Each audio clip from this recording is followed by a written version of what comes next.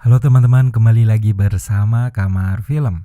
Kali ini kita akan kembali membahas sebuah film dengan judul The Village, yang merupakan film drama horor psikologi yang ditulis dan disutradarai oleh Manoj Naik Shyamalan. Film ini dirilis pada tahun 2004 dengan menghadirkan Joaquin Phoenix, Bryce Dallas Howard, William Hurt, dan Adrien Brody. Berdurasi sepanjang 108 menit, The Village menceritakan tentang kehidupan di sebuah desa yang terisolasi dan mendapat teror menakutkan dari makhluk yang tidak diketahui namanya. Keberadaan makhluk tersebut menjadi rumor secara turun-menurun. Hanya para tetua desa yang mengetahui kejadian sebenarnya. Sebelum kita masuk ke dalam isi ceritanya, saya mau kembali mengingatkan kalau ini adalah konten full spoiler. Jadi untuk kalian yang memang belum menonton filmnya, saya sangat menyarankan untuk kalian menonton filmnya terlebih dahulu. Karena bagaimanapun pengalaman menonton film secara utuh akan jauh lebih baik. Jadi langsung saja kita masuk ke dalam isi ceritanya.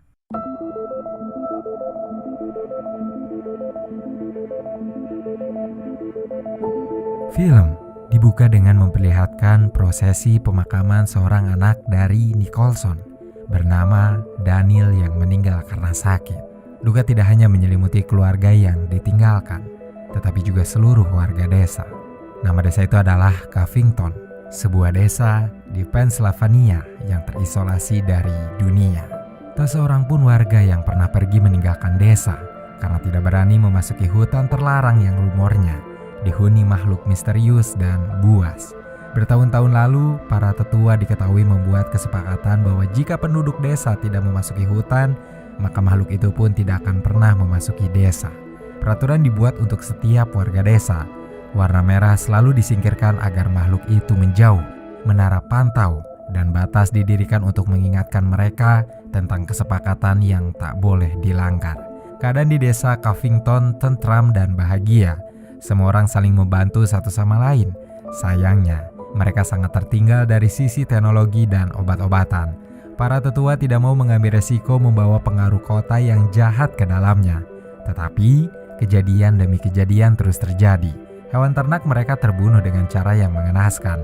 Tubuhnya dikuliti, isi perutnya diambil, namun bagian luarnya dibiarkan tetap utuh begitu saja. Anak-anak sangat mempercayai hal tersebut adalah ulah makhluk misterius di hutan.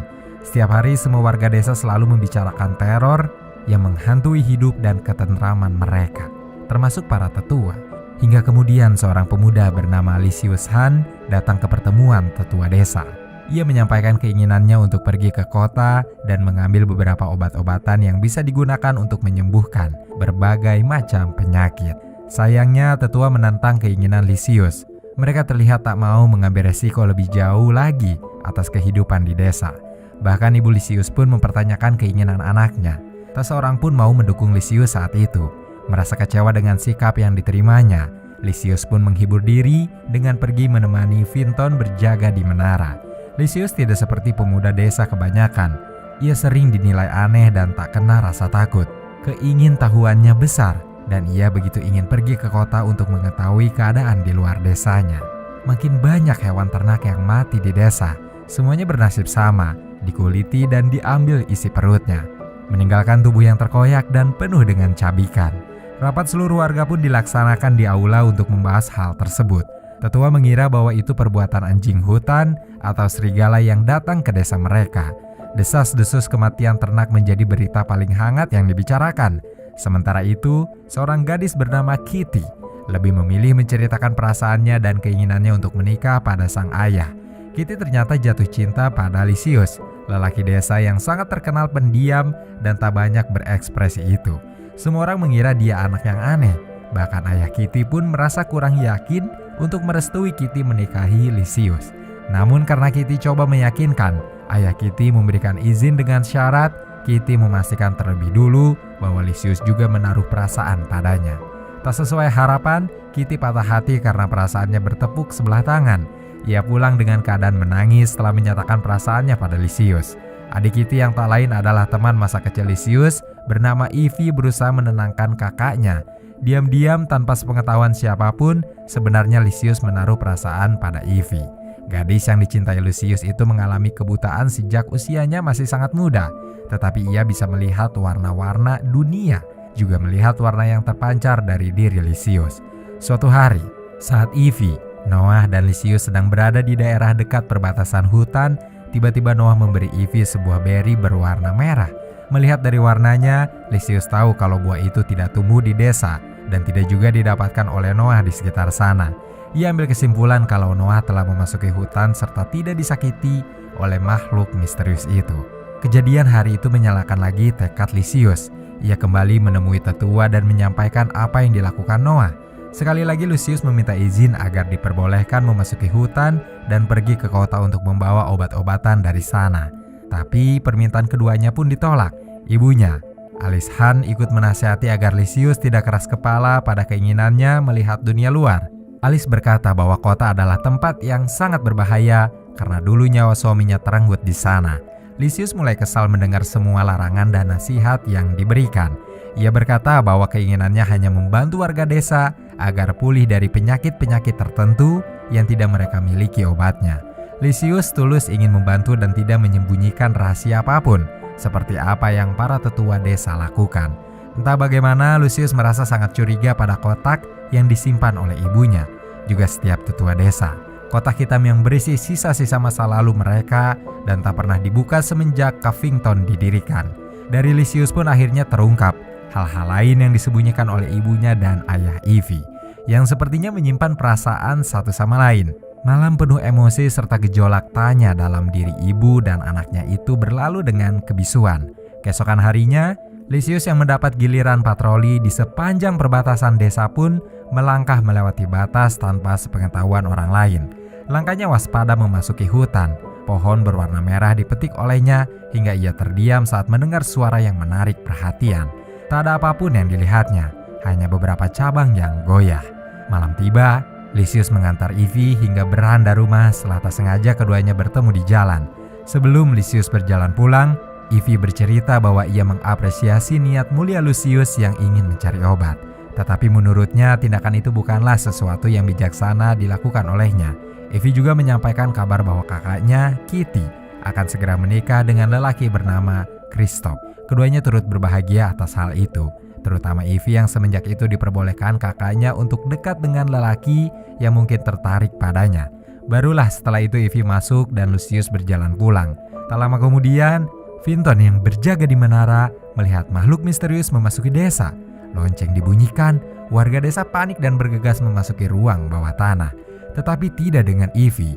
Ia menunggu Lucius untuk kembali. Tangannya terulur keluar dan berharap Lucius meraihnya. Untunglah Lucius benar-benar kembali di waktu yang tepat. Sebelum salah satu makhluk menyerang, ia menarik Ivy ke ruang bawah tanah dan bersembunyi di sana. Malam mengerikan itu berlalu. Keesokan paginya, muncul tanah merah di banyak pintu rumah. Pertemuan warga diadakan di aula. Edward Walker, ayah dari Kitty dan Ivy, menjelaskan bahwa sepertinya makhluk-makhluk itu merasa terancam dan terganggu. Lucius akhirnya mengakui perbuatan yang ia lakukan kemarin saat berpatroli. Ia merasa sangat bersalah karena mengira bahwa pelarangannya yang keluar dari perbatasan menjadi sumber dan alasan utama makhluk-makhluk itu datang ke desa. Keberaniannya dalam mengakui kesalahan dipuji oleh Edward. Pria tua itu coba menghibur Lucius yang menanggung malu atas perbuatannya. Beberapa waktu kemudian, pesta pernikahan Kitty dan Christoph diselenggarakan dengan sangat meriah hingga malam. Pesta baru berhenti ketika teriakan anak-anak terdengar. 2 orang anak lelaki datang menemui Edward dan melaporkan bahwa melihat para makhluk kembali ke desa. Para penduduk berkumpul dan menemukan hewan ternak mereka dikuliti lalu digantung di atas beranda beberapa rumah. Hal itu membuat para tetua menjadi khawatir. Pengawasan diketatkan. Lucius yang cemas pada keadaan Ivy memutuskan untuk berjaga di beranda rumahnya. Mereka berdua berbicara dan mengakui perasaannya masing-masing. Malam itu mereka memutuskan untuk berencana menikah. Esokan pagi, keduanya memberitahu para tetua perihal rencana mereka. Banyak yang menyambut bahagia. Berita menyebar dengan cepat di desa kecil Covington. Noah yang diam-diam menyukai Ivy datang dengan wajah putus asa menemui Lucius. Cemburu dan obsesi membutakan matanya. Dengan sebuah pisau, ia menikam tubuh Lucius berulang-ulang hingga sekarat. Noah pulang ke rumahnya dan orang tuanya mendapati tangan putra mereka berlumuran darah. Semua orang panik. Warga mencari seseorang yang barangkali dilukai oleh Noah. Ivy yang mendengar kejadian itu segera berlari ke tempat Lucius bekerja untuk mengecek keadaan kekasihnya. Terpukul, marah, cemas, dan takut bercampur menjadi satu dalam dada Ivy saat menemukan Lucius tergeletak di lantai dan tidak bergerak. Sambil menangis, ia mengatakan pada ayahnya yang datang bahwa ia tidak bisa lagi melihat warna Lucius. Gadis itu histeris dan dengan marah menemui Noah yang dikurung di ruangan kecil. Tangannya menampar wajah Noah berkali-kali. Meski Lucius tidak mati, namun ia benar-benar sekarat. Lukanya terlalu parah untuk diobati oleh metode yang ada di desa mereka. Mendengar hal itu, Ivy menemui ayahnya dan memohon agar diizinkan pergi ke kota untuk mencari obat-obatan yang bisa menyelamatkan Lucius. Mendengar kesungguhan dari suara putri bungsunya, Edward, yang awalnya tidak yakin untuk memberi izin, akhirnya luluh. Ia membawa Ivy ke gudang lama tak terpakai yang terletak tak jauh dari rumah mereka. Sebelum Edward mengungkap rahasia desa, sekali lagi ia ingatkan pada putrinya bahwa kota adalah tempat yang jahat, tempat di mana kakek Ivy terbunuh karena orang kota yang memiliki sifat serakah. Ivy memahami hal tersebut. Edward akhirnya membuka pintu gudang. Putrinya ketakutan ketika merasakan ada makhluk itu di dalamnya. Dengan lembut dan tenang, Edward pun meminta maaf atas kebohongannya dan para tetua yang menciptakan rumor tentang makhluk itu. Ternyata selama ini makhluk yang meneror desa tidaklah nyata dan dibuat oleh mereka agar para warga tidak keluar dari batas yang mereka buat, lalu kembali ke kota. Setelah memberi izin dan petunjuk pada Ivy tentang bagaimana ia bisa mencapai kota, gadis itu pun bersiap untuk meninggalkan desa. Ia membawa perbekalan dan membawa jam saku emas yang diberikan oleh Edward untuk membayar obat-obatan. Ia berpamitan pada Lucius untuk mencari obat. Edward mengumpulkan para tetua dan mengabarkan bahwa ia memberi izin pada putrinya untuk keluar dari desa demi mengobati Lucius. Hal itu dilakukannya untuk melindungi kelangsungan hidup mereka. Ditemani oleh Kristoff dan Vinton, Ivy pun melewati perbatasan. Sayangnya Kristoff yang ketakutan hanya dapat menemani Ivy hingga beberapa langkah dari perbatasan. Ia memutuskan kembali ke desa, meskipun mereka memakai pakaian warna kuning yang dianggap warna aman untuk mereka, serta Ivy berkata bahwa ia membawa batu ajaib yang bisa melindungi. Tetap saja ketakutan menguasai diri Kristoff dan Vinton. Tidak seperti Kristoff, saat itu Vinton menemani Ivy hingga separuh perjalanan dan bermalam satu hari di tengah hutan. Karena diliputi rasa takut, Vinton meminta izin untuk kembali dan Ivy harus melanjutkan perjalanannya sendiri. Dengan penglihatan seadanya, nyawa Ivy sempat terancam karena ia hampir terperosok ke dalam lubang besar. Ivy berjalan dengan hati-hati mengelilingi lubang dan melanjutkan langkahnya. Suara-suara aneh pun mulai terdengar. Ia merasakan keberadaan makhluk itu di sekitarnya dan mulai panik ketika melihat salah satunya berdiri memandangnya. Meski ayahnya berkata bahwa makhluk itu tidak nyata, Ivy tetap ketakutan ketika ia dikejar. Menggunakan ingatannya tentang lubang yang hampir merenggut nyawa Ivy, gadis itu pun menipu makhluk yang mengincarnya agar jatuh ke dalam lubang. Tanpa sepengetahuan Ivy yang tidak dapat melihat, ternyata makhluk itu adalah Noah yang kabur dari rumahnya dengan menggunakan kostum milik orang tuanya yang tersembunyi di bawah papan lantai. Noah yang terjatuh benar-benar terluka dan ia pun berhenti bergerak. Nyawanya melayang akibat benturan di kepala. Ivy melanjutkan perjalanan dan mencapai tembok besar yang membawanya ke kota. Ia memanjat dan melewati perbatasan. Di saat yang sama, Edward dan Alice membuka kotak milik mereka yang menyimpan kenangan-kenangan dari kehidupan mereka sebelum membangun Covington, desa yang tampak seperti berada di abad ke-19. Para tetua yang diketuai oleh Edward memutuskan untuk mendirikan Covington setelah mereka kehilangan orang yang dicintai disebabkan perilaku jahat orang-orang di kota. Edward yang memiliki kekayaan dari ayahnya membangun desa terisolasi di tengah-tengah cagar alam milik keluarga Walker. Ivy sudah bertemu dengan seorang pemuda yang sedang berpatroli di sekitar cagar alam.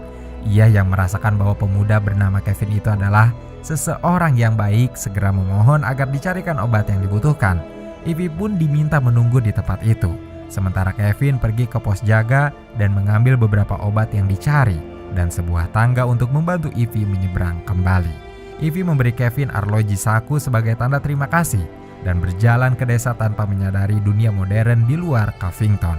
Warga desa menyambut kepulangan Ivy dan mendengar cerita bahwa gadis itu bertemu dengan salah satu makhluk yang berusaha menyerangnya. Ivy membuat makhluk itu terbunuh karena terperosok ke dalam lubang. Orang tua Noah mendengar berita kematian putra mereka dengan sangat terpukul. Tetapi Edward menganggapnya sebagai sebuah peluang untuk tetap menjaga rahasia mereka dan rumor tentang makhluk tersebut. Ivy akan menganggap makhluk itu benar-benar nyata dan tidak akan kembali ke hutan, serta bercerita pada Lucius apa yang dialaminya. Edward berkata akan mencari tubuh Noah dan memakamkannya secara layak, mengumumkan pada warga desa bahwa pemuda itu dibunuh oleh makhluk yang meneror desa mereka. Toto memutuskan melanjutkan sandiwara mereka sebelum akhirnya Ivy masuk membawa obat-obatan dan menggenggam tangan kekasihnya. Lalu, film pun selesai.